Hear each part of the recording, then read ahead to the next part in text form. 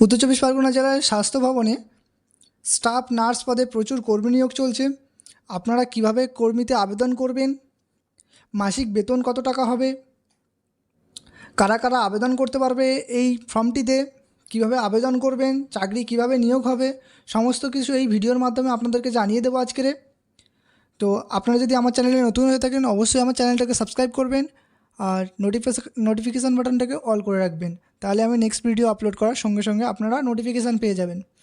তো চলুন দেখে দেওয়া যাক যে আপনারা আপনাদের কি কোয়ালিফিকেশান থাকলে, বয়সসীমা কত থাকলে আপনারা এই ফর্মটিতে আবেদন করতে পারবেন। সর্বপ্রথম আপনাদের জানিয়ে রাখি, আপনাদের বেতন এখানে নির্ধারিত 25,000 টাকা করা হয়েছে। আপনারা যদি এই চাকরিটা পেয়ে যান তাহলে 25,000 টাকা করে মাসিক বেতন পাবেন। তো শিক্ষাগত যোগ্যতা যেটা আপনাদের লাগবে, শুধুমাত্র জিএনএম ও বিএসসি নার্সিং কমপ্লিট করা থাকলেই আপনারা এই চাকরিতে আবেদন করতে পারবেন। আর বয়সসীমা আপনাদেরকে জানিয়ে রাখি, 1/1/2024 অনুযায়ী যে সকল প্রার্থী বয়সসীমা সর্বোচ্চ 40 বছরের তারা কিন্তু এখানে আবেদন করতে পারবে। তবে মনে রাখবেন এখানে কোনো প্রকার সরকারি নিয়োগ।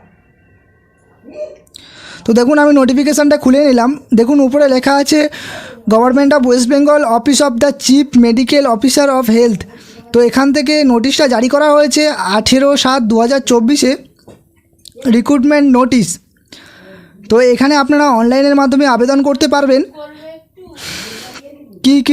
কবে থেকে আবেদন শুরু হবে সেটাও বলে দিচ্ছি। আজ থেকেই আবেদন শুরু হয়ে গেছে, অলরেডি আবেদন শুরু হয়ে গেছে 11টা থেকে। তো আপনারা চাইলে আজ থেকে আবেদন করতে পারবেন 3/8/2024 অবধি। তো আপনারা যদি আবেদন করতে চান দেখুন ওখানে লিঙ্কগুলো রয়েছে, এই লিঙ্কে ক্লিক করে আপনারা ডাইরেক্ট ওয়েবসাইটে চলে যেতে পারেন। তো তারপরে আমি নিচের দিকে যাচ্ছি, আরও অনেক কিছু তথ্য দেওয়ার থাকে যেগুলি হলো, তো এখানে দেখুন আপনাদের পোস্ট সম্পর্কে সমস্ত বিস্তারিত আলোচনা করা আছে, কতগুলি ভ্যাকান্সি রয়েছে, কোন ক্যাটাগরিতে কতগুলি ভ্যাকান্সি রয়েছে, এলিজিবল ক্রাইটেরিয়াগুলি রয়েছে এখানে সব কিছুই। তো আপনারা এগুলো সব কিছু দেখে নেবেন। আমি এই পিডিএফটার লিঙ্ক ডিসক্রিপশানে দিয়ে দেবো, সেখান থেকে আপনারা এই পিডিএফটা ডাউনলোড করে সব কিছু চেক করে নিতে পারেন। তো যেটা অবশ্যই আপনাদের লাগবে এলিজিবল ক্রাইটেরিয়াতে জিএনএম বিএসসি নার্সিংয়ের সার্টিফিকেটটা অবশ্যই লাগবে। তো এখানে আপনাদের আর কয়েকটি ডকুমেন্টস আপলোড করতে হবে, যেগুলো মাধ্যমিকের অ্যাডমিট কার্ড, কাস্ট সার্টিফিকেট, আর আপনাদের ভোটার বা আধার আইডেন্টিটি প্রুফ অ্যান্ড পাসপোর্ট সাইজে একটা ফটো। তো আপনারা দেখেই নিলেন যে কী কী ডকুমেন্টস লাগবে। তো দেখতেই পাচ্ছেন যে ফার্স্ট স্টার্ট হয়ে গেছে আবেদন।